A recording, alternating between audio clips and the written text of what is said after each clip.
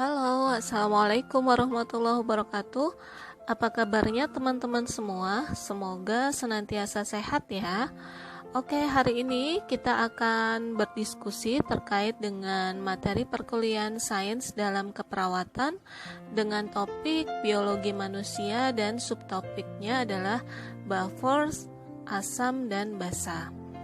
Oke, sebelumnya mari kita berdoa terlebih dahulu supaya semuanya berkah dan lancar bagi kehidupan kita. Berdoa dipersilahkan. A'udzubillahi minasyaitonirrajim. Bismillahirrahmanirrahim. Raditu billahi robba wa bil islami dina wa bi Muhammadin nabiyya wa rasula. Rabbi zidni ilma warzuqni fahmah. Amin. Allahumma amin. Keseimbangan asam dan basa adalah homeostasis dari kadar ion H pada cairan tubuh. Keseimbangan asam basa adalah suatu keadaan di mana konsentrasi ion hidrogen yang diproduksi setara dengan konsentrasi ion hidrogen yang dikeluarkan oleh sel. Pada proses kehidupan, keseimbangan asam pada tingkat molekuler umumnya berhubungan dengan asam lemah dan basa lemah. Begitu pula pada tingkat konsentrasi ion H+ atau ion OH- yang sangat rendah. Kata kunci keseimbangan asam basa adalah keseimbangan ion hidrogen. Walaupun produksi akan terus menghasilkan ion hidrogen dalam jumlah yang sangat banyak, ternyata konsentrasi ion hidrogen dipertahankan pada kadar yang rendah, yaitu dengan pH 7,4. Kadar ion H yang stabil perlu dipertahankan, karena apabila terjadi perubahan atau fluktuasi pada kadar ion H, itu akan memiliki efek yang penting terhadap enzim seluler. Sebelumnya, mari kita mengingat kembali apa itu homeostasis. Homeostasis adalah proses dan mekanisme otomatis yang dilakukan makhluk hidup untuk mempertahankan kondisi konstan agar tubuhnya dapat berfungsi dengan normal meskipun terjadi perubahan pada lingkungan di dalam atau di luar tubuh. Kondisi konstan ini meliputi berbagai variabel seperti suhu tubuh dan keseimbangan cairan tubuh yang dijaga dalam batas yang telah ditentukan. Yang mana batas yang telah ditentukan itu disebut sebagai rentang homeostasis. Variabel lain selain suhu tubuh dan keseimbangan cairan tubuh yaitu pH cairan ekstraseluler, konsentrasi ion natrium, kalium, dan kalsium, serta kadar gula. Hal-hal ini perlu dijaga meskipun lingkungan, diet, dan aktivitas tubuh terus berubah. Setiap variabel ini dikendalikan oleh satu atau beberapa mekanisme yang bersama-sama mempertahankan kehidupan. Ketika suatu hal dalam sebuah kondisi optimal, homeostasis muncul sebagai resistensi alami untuk berubah. Kondisi seimbang dipertahankan dan diatur oleh banyak mekanisme. Semua mekanisme yang mengendalikan homeostasis memiliki setidaknya 3 komponen yang saling bergantung. Kalian masih ingat kan apa komponen-komponen itu? Ya, betul, komponen itu adalah reseptor, pusat kendali, dan efektor yang mana masing-masing dimiliki untuk setiap variabel yang diatur. Reseptor adalah komponen penginderaan yang memantau dan merespon perubahan lingkungan, baik eksternal maupun internal. Reseptor mencakup reseptor suhu dan reseptor mekanik. Yang kedua, pusat kontrol. Misalkan pusat pernafasan, sistem renin-angiotensin, dan lainnya. Sedangkan yang ketiga adalah efektor, yang mana merupakan target yang ditindaklanjuti sehingga perubahan dikembalikan ke keadaan normal. Ayo, sekarang kita ingat lagi apa itu feedback negatif dan feedback positif. Contohnya, ketika homeostasis terganggu, tubuh mencoba mengembalikannya dengan menyesuaikan satu atau lebih proses fisiologis, dari mulai pelepasan hormon-hormon sampai reaksi fisik seperti berkeringat atau terengah-engah. Nah, kalian masih ingat apabila suhu dalam tubuh kita itu tinggi, kemudian tubuh kita akan berusaha mengembalikan ke lingkungan normal internal dalam tubuh dengan pengeluaran keringat, sehingga suhu tubuh menjadi turun. Apakah kalian masih ingat apakah itu feedback positif atau itu feedback negatif? Nah, dari contoh yang tadi, kira-kira menurut kamu itu feedback apa? Ya, betul, feedback negatif. Feedback negatif adalah mekanisme menurunkan sesuatu supaya kondisi tubuh kembali homeostasis atau dalam rentang yang normal.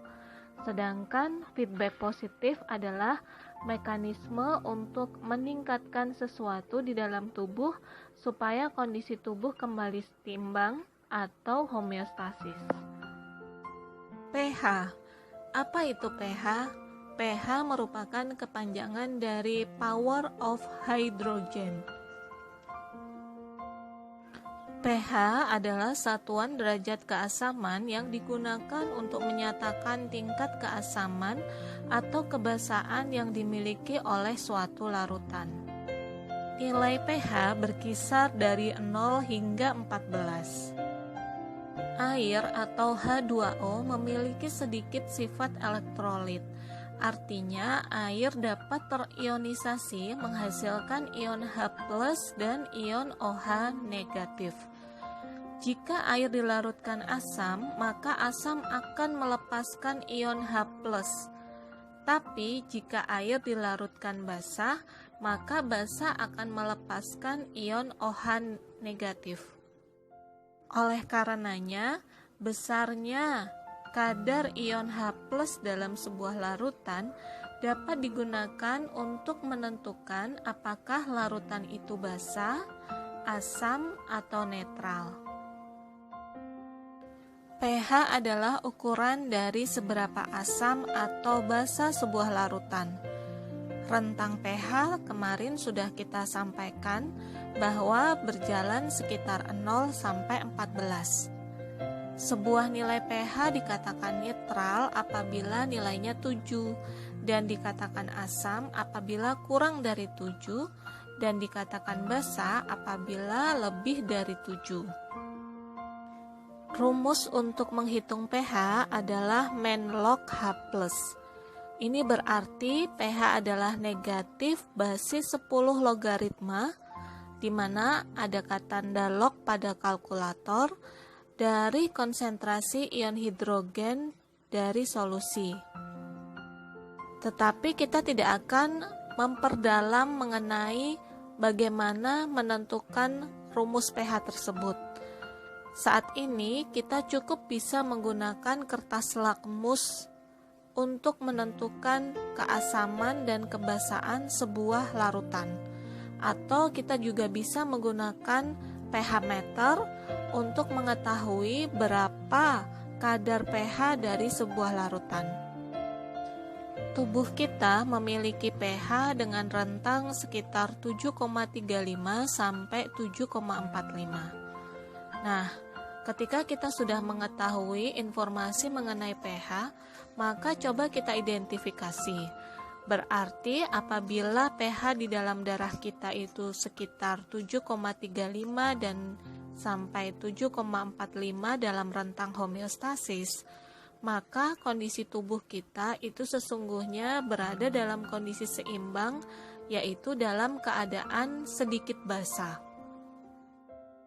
Ketika kamu sakit, maka sesungguhnya tubuh kamu itu dalam kondisi yang asam. Jadi penting banget kan kita mengetahui seberapa konsentrasi pH dalam darah kita. Oke, kita lihat dalam slide 6 bahwa di sini ada beberapa makanan yang biasa kita konsumsi dan perlu kita ketahui kadar pH-nya. Contoh makanan atau cairan yang bersifat basa itu seperti asam chloride, kemudian Coca-Cola, kemudian bir, jus tomat, kopi, kemudian di dalam tubuh kita ada urin, ada air liur, itu dia memiliki rentang pH yang asam. Sedangkan air normal, air netral seperti air putih, itu rentangnya cenderung netral, yaitu dengan pH 7. Semakin bagus itu apabila kita mengkonsumsi air dengan pH yang basah, yaitu 8 atau 8 sampai 8,5. Sedangkan larutan yang bersifat basah itu seperti air laut, baking soda, kemudian ada sodium hidrochloride dan lain sebagainya. Nah, ketika kita mengetahui beberapa cairan yang asam dan basa seperti ini, maka kita harus tahu kan makanan ataupun minuman apa yang harus kita hindari. Coca-Cola tentunya tidak sehat. Sprite, Fanta tentunya tidak sehat bagi tubuh kita karena dia dalam kondisi yang sangat asam. Semakin banyak kita mengkonsumsi makanan-makanan dengan pH yang asam akan membuat tubuh kita menjadi rentan terhadap sakit. Perubahan konsentrasi ion H+ itu akan mempengaruhi beberapa kondisi di dalam tubuh kita, yaitu gangguan stabilitas membran sel, kelainan struktur protein, serta akan adanya perubahan pada aktivitas enzim.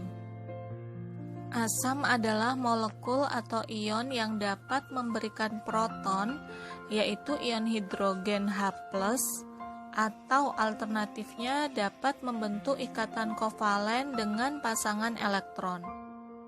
Dalam definisi lain, asam merupakan substansi yang mengandung satu atau lebih ion H yang dapat dilepaskan dalam larutan. Terdapat dua tipe asam, yaitu asam volatil dan asam non-volatil. Asam volatil adalah senyawa kimia yang mengalami penguapan dengan cepat. Penguapan cepat ini adalah hasil dari memiliki tekanan uap tinggi pada suhu kamar yang normal. Oleh karena itu, asam volatil dapat mengalami penguapan tanpa pemanasan atau kekuatan eksternal lainnya. Contoh asam volatil di dalam tubuh kita adalah asam karbonat yang terbentuk di dalam tubuh dan kemudian membentuk karbon dioksida. Ekskresi dari asam volatil ini bisa dilakukan melalui paru-paru. Yang kedua, asam non-volatil.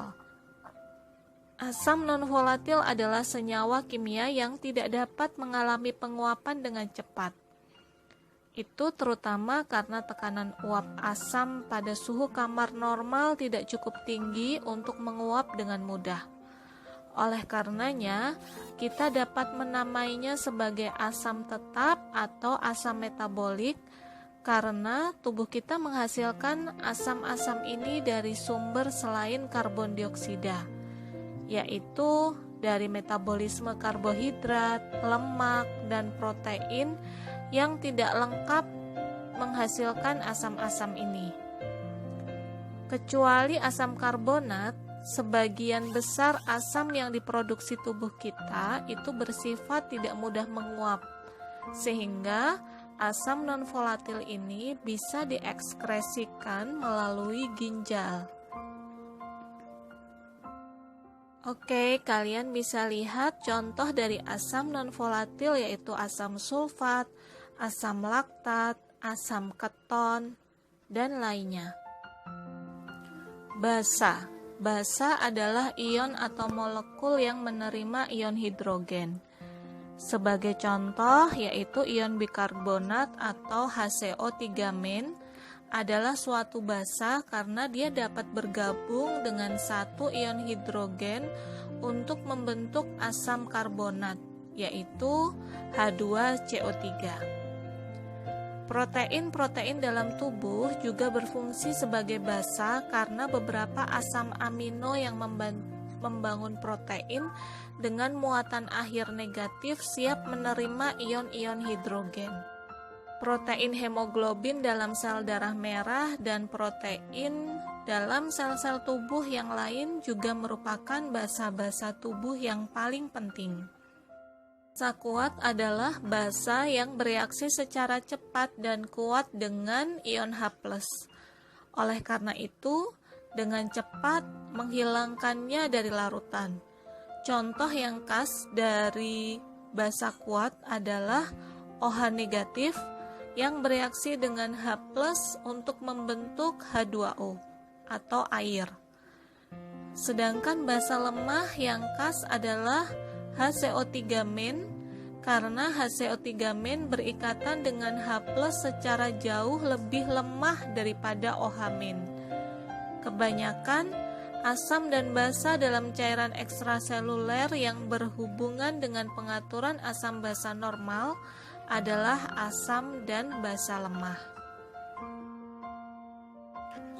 Pengaturan keseimbangan asam basa diselenggarakan melalui koordinasi dari 3 sistem yang kemudian kita sebut sebagai regulator pH.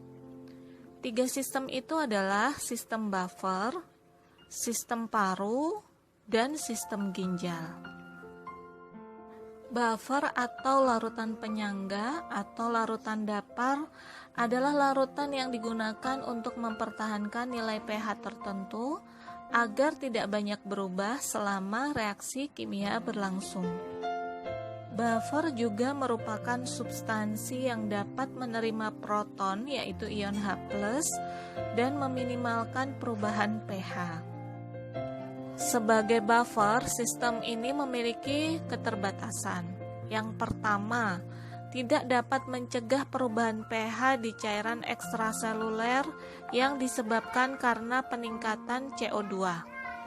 Yang kedua, sistem ini hanya berfungsi bila sistem respirasi dan pusat pengendali sistem pernafasan bekerja normal. Yang ketiga, kemampuan menyelenggarakan sistem buffer tergantung pada tersedianya ion bikarbonat. Buffer-buffer penting dalam tubuh, contohnya di cairan ekstrasel ada HCO3- atau bikarbonat, di cairan intrasel ada asam fosfat atau HPO4, serta dihidrofosfat, dihidrogen fosfat, kemudian ada juga protein hemoglobin. Buffer terdiri dari 2 jenis, yaitu sistem buffer kimiawi dan sistem buffer fisiologi.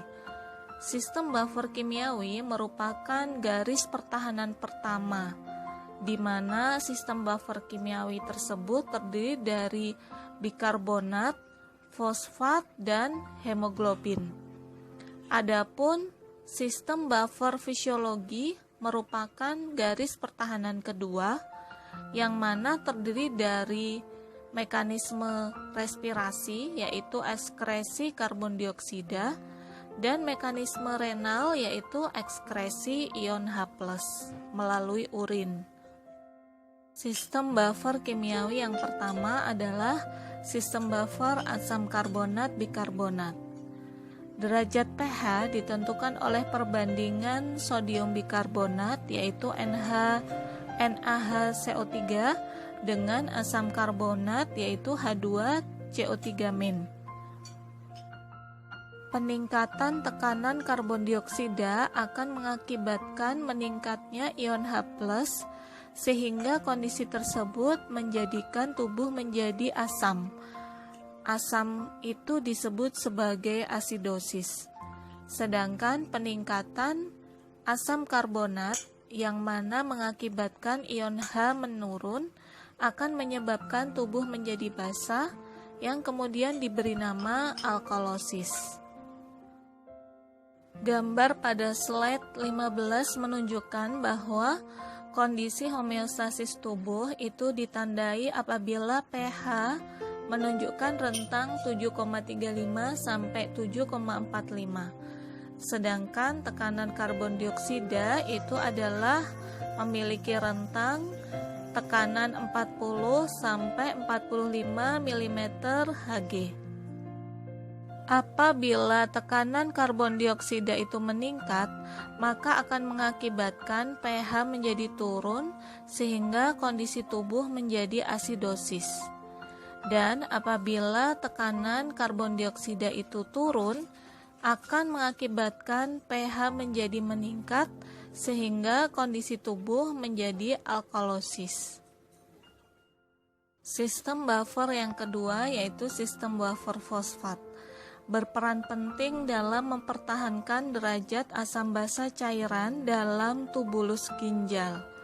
Tubulus itu adalah bagian dari nefron, di mana nefron merupakan unit fungsional terkecil dari ginjal. Derajat pH ditentukan oleh naik atau turunnya ekskresi ion hidrogen yang diekskresikan melalui urin. Sistem buffer yang ketiga adalah sistem buffer protein. Merupakan sistem buffer terbesar dan terkuat yang bisa dijumpai dalam hemoglobin, protein plasma, dan protein intrasel. Protein dalam hemoglobin, plasma, dan intrasel akan mempertahankan derajat asam basa dengan mempertahankan ion hidrogen dan karbon dioksida ketika berdifusi melalui membran sel ke dalam sel. Regulasi yang kedua adalah regulasi sistem pernafasan atau sistem paru. Paru-paru di bawah kendali medula otak mengendalikan karbon dioksida dan karena itu juga mengendalikan kandungan asam karbonik dari cairan ekstrasel. Paru-paru menyesuaikan ventilasi sebagai respon terhadap jumlah karbon dioksida dalam darah. Kenaikan dari tekanan parsial karbon dioksida dalam darah arteri yang kita kenal dengan PaCO2 merupakan stimulan yang kuat untuk respirasi. Karbon dioksida ketika bergabung dengan air akan berubah menjadi asam karbonat yaitu H2CO3. Seperti yang kita katakan sebelumnya, jika konsentrasi karbon dioksida di dalam darah meningkat, maka pH darah akan menurun yang mana kemudian terjadi kondisi asidosis. Namun, jika konsentrasi karbon dioksida menurun, maka akan menyebabkan pH darah meningkat yang kemudian disebut sebagai alkalosis. Asam bikarbonat apabila terurai, maka akan mengakibatkan karbon dioksida berdifusi ke alveolus paru-paru, yang mana akan dikeluarkan saat ekshalasi. Kondisi ini mempengaruhi respirasi rate, yang mana akan mempengaruhi juga jumlah konsentrasi ion hidrogen di dalam tubuh. Respirasi rate adalah rata pernafasan dalam setiap menitnya. Kondisi asidosis akan mengakibatkan frekuensi pernafasan meningkat sehingga menyebabkan eliminasi karbon dioksida menjadi lebih besar. Hal ini bertujuan untuk mengurangi kelebihan asam sehingga pH menjadi meningkat. Sebaliknya, pada kondisi alkalosis, frekuensi pernafasan diturunkan yang akan menyebabkan karbon dioksida menjadi tertahan. Kondisi ini bertujuan untuk meningkatkan beban asam sehingga pH menjadi turun. Regulator yang ketiga adalah regulator sistem perkemihan atau sistem ginjal. Untuk mempertahankan keseimbangan asam basa, ginjal harus mengeluarkan anion asam non-volatil dan mengganti bikarbonat. Ginjal mengatur keseimbangan asam basa dengan sekresi dan reabsorpsi ion hidrogen dan ion bikarbonat. Pada mekanisme pengaturan oleh ginjal ini berperan 3 sistem buffer, yaitu asam karbonat, buffer fosfat, dan pembentukan amonia. Perubahan pH plasma akan mengakibatkan kompensasi ginjal yang mana akan berdampak pada perubahan laju sekresi dan reabsorpsi ion H+ dan bikarbonat. Sesungguhnya ion hidrogen itu disekresi di tubulus ginjal, yaitu yang mana terdiri dari tubulus contortus proximal, tubulus contortus distal, dan tubulus collectivus. Nah, untuk detailnya mengenai anatomi dari ginjal akan kita pelajari di semester 2 mata kuliah biomedik. Sekresi ion H+ tersebut akan berlanjut terus sampai pH cairan urin itu mencapai sekitar 4-4,5 di tubulus. Derajat pH dipengaruhi oleh naik turunnya konsentrasi ion hidrogen dalam cairan urin. Hidrogen disekresikan ke dalam tubulus ginjal dan dikeluarkan dalam urin. Pada saat yang sama, sodium atau yang disebut nama lainnya adalah natrium itu akan direabsorpsi. Reabsorpsi adalah diserap kembali, yang mana reabsorpsi ini terjadi dari cairan tubulus ginjal ke dalam cairan ekstrasel untuk menggantikan hidrogen. Kemudian natrium akan berikatan dengan ion bikarbonat untuk membentuk natrium karbonat. Kondisi di dalam tubuh ketika pH itu turun atau disebut sebagai asidosis sebagai akibat adanya penambahan ion H+. Di ginjal akan menghasilkan natrium bikarbonat, yang mana natrium bikarbonat ini akan terurai menjadi natrium dan ion karbonat. Ion bikarbonat ini akan bergabung dengan ion H+, sehingga akan menyebabkan terbentuknya asam karbonat. Asam karbonat akan diurai menjadi air dan karbon dioksida, yang mana karbon dioksida ini akan berdifusi di dalam alveolus paru-paru dan dilepaskan pada saat tubuh sedang ekshalasi. Kondisi tersebut mengakibatkan ekspansi paru-paru menjadi meningkat sehingga terjadi hiperventilasi, yang mana pernafasan menjadi lebih cepat dari yang semestinya. Sebaliknya, kondisi tubuh saat mengalami alkalosis adalah sebagai berikut. Alkalosis terjadi apabila adanya pelepasan dari ion H+. Oleh karenanya, di paru-paru itu akan terjadi mekanisme penurunan dari respirasi rate, yang mana hal ini akan mengakibatkan karbon dioksida menjadi tertahan. Karbon dioksida akan berikatan dengan air membentuk asam karbonat, yang mana asam karbonat tersebut akan terurai menjadi ion H+ dan karbonat, yang kemudian akan mengakibatkan adanya sekresi natrium bikarbonat, yang kemudian akan berubah menjadi natrium karbonat. Berdasarkan penjelasan tadi, maka kita bisa simpulkan apabila dalam kondisi tubuh asidosis, maka respirasi rate itu akan meningkat.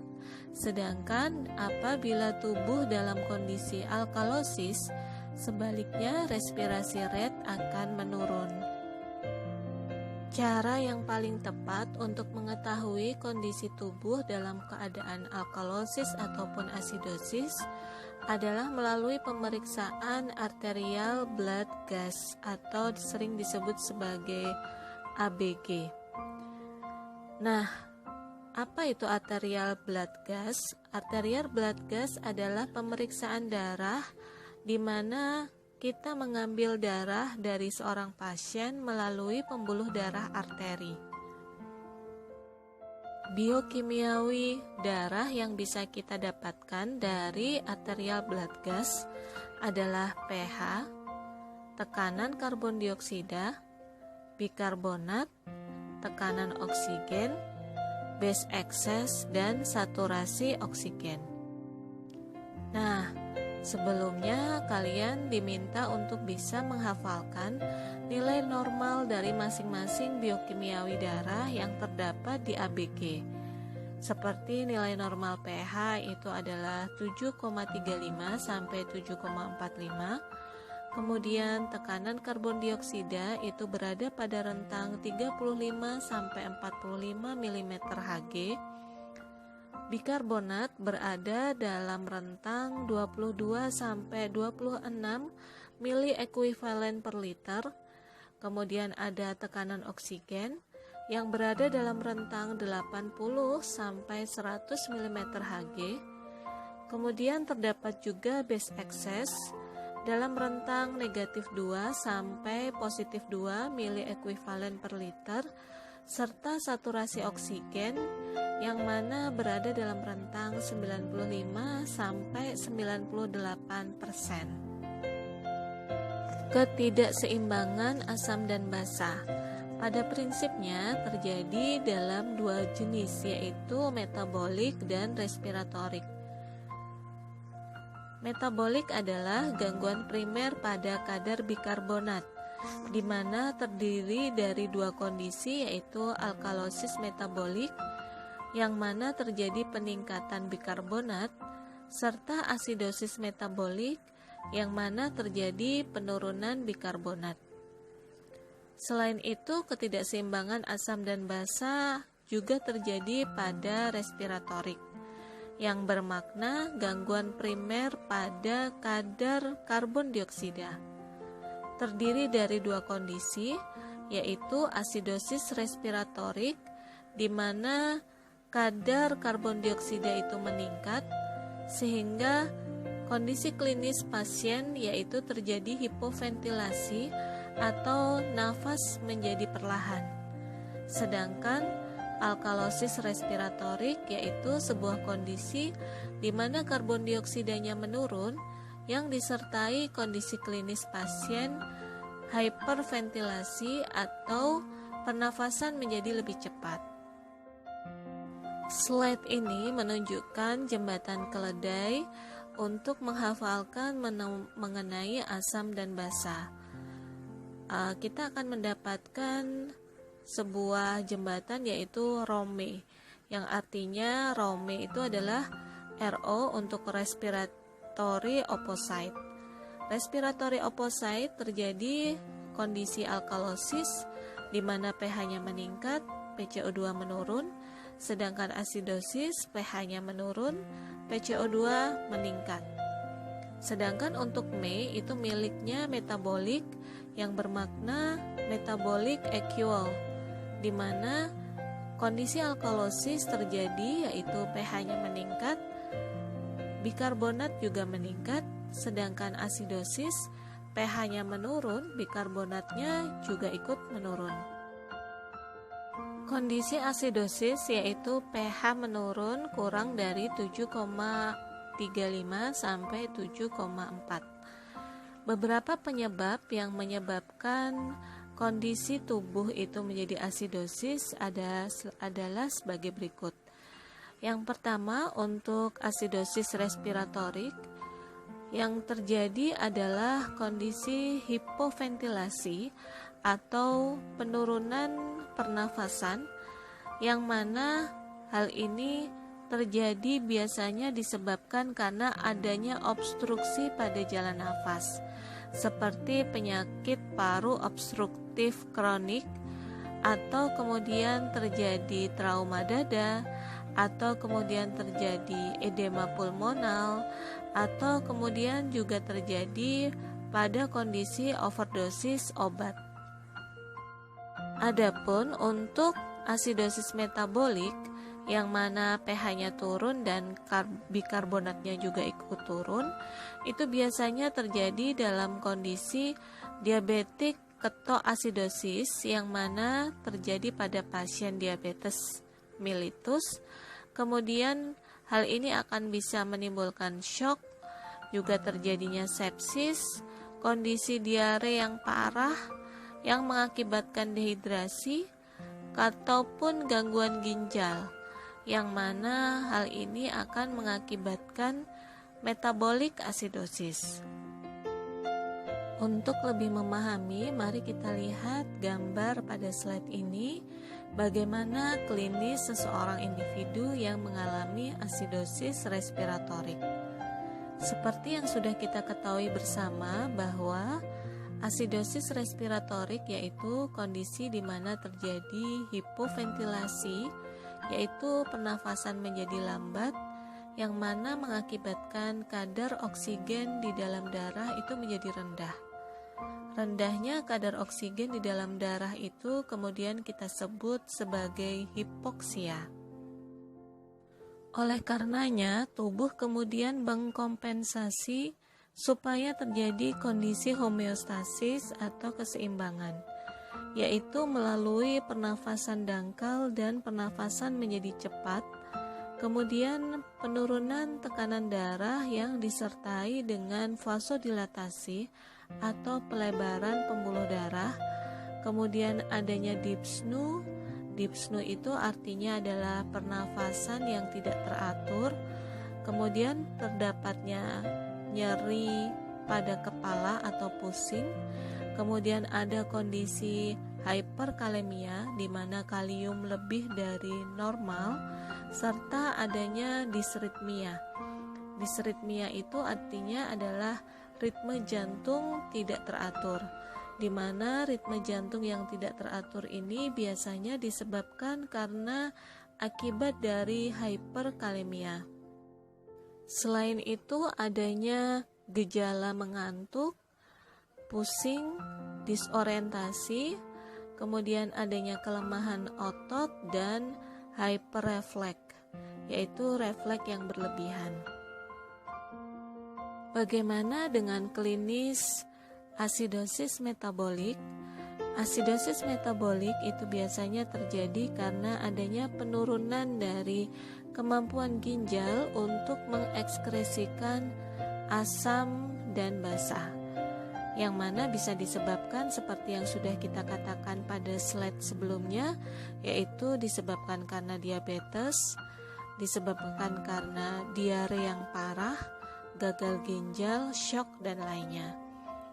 Adapun gejala klinis yang dihadapi oleh pasien yang mengalami kondisi asidosis metabolik seperti adanya nyeri kepala, penurunan tekanan darah, hyperkalemia atau peningkatan jumlah kalium, kemudian adanya kram otot, kemudian terjadi vasodilatasi sehingga mengakibatkan suhu tubuh menjadi hangat dan kulit menjadi tampak kemerahan. Kemudian adanya perasaan mual, muntah dan diare, serta terjadi kebingungan dan rasa mengantuk, dan juga disertai dengan respirasi kusmaul, di mana respirasi kusmaul itu adalah bernafas tersengal-sengal yang menjadi kompensasi dari asidosis metabolik, di mana gejala klinisnya akan kita temukan kondisi hyperventilasi. Baliknya, mari kita lihat dalam tubuh seorang pasien yang mengalami kondisi alkalosis, di mana pH-nya itu lebih dari 7,45. Yang pertama kita lihat adalah untuk alkalosis respiratorik. Pada prinsipnya, alkalosis respiratorik itu dihasilkan karena kondisi hyperventilasi, di mana hyperventilasi ini biasanya disebabkan oleh ansietas atau kecemasan yang berlebihan, kondisi kehamilan, demam, serta awalan terjadinya emboli pulmoner. Adapun untuk alkalosis metabolik itu biasanya disebabkan karena penggunaan berlebih dari obat gastritis yaitu golongan antacid, kemudian adanya peningkatan penggunaan diuretik, di mana diuretik ini merupakan obat yang merangsang supaya kencing itu terjadi lebih banyak. Nah, peningkatan penggunaan diuretik ini akan mengakibatkan peningkatan ion H+ dalam jumlah yang besar.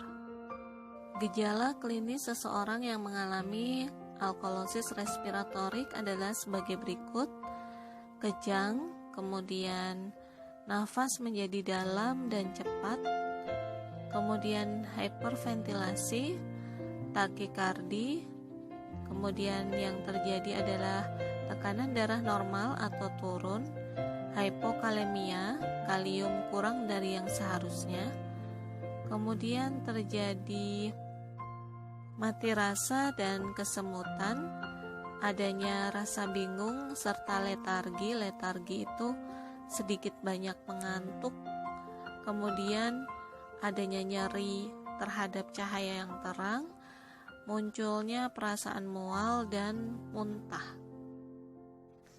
Adapun untuk kondisi klinis alkalosis metabolik yaitu restlessness atau gelisah, disritmia seperti takikardi yaitu denyut jantung cepat, kemudian akan dikompensasi dengan hipoventilasi yaitu nafasnya menjadi perlahan, kemudian akan terjadi rasa pusing, mudah tersinggung, nausea atau mual, muntah, serta diare. Terkadang terdapat kondisi tremor yaitu seperti kejang ringan, kemudian kram pada bagian otot, mati rasa di daerah tangan, jari-jari tangan dan jari-jari kaki, serta kondisi hipokalemia. Beberapa faktor yang mengakibatkan keseimbangan cairan, elektrolit, dan asam dan basa yaitu umur, kemudian jenis kelamin, ukuran tubuh, kemudian suhu lingkungan, gaya hidup, dan ada atau tidaknya penyakit kronik. Oke guys, kiranya itu dulu yang bisa aku bagi dalam sesi kali ini. Alhamdulillahirabbil alamin. Semoga materi tadi bisa kalian pahami dan semoga bermanfaat dalam kehidupan kita. Jangan lupa untuk berikan like, komen, subscribe, and share. Serta apabila ada beberapa yang masih belum kalian pahami dan perlu kita diskusikan bersama, kita bisa diskusi lewat WhatsApp group atau e-learning. Terima kasih atas perhatiannya. Semoga kalian tetap sehat. Assalamualaikum warahmatullahi wabarakatuh. See you next time.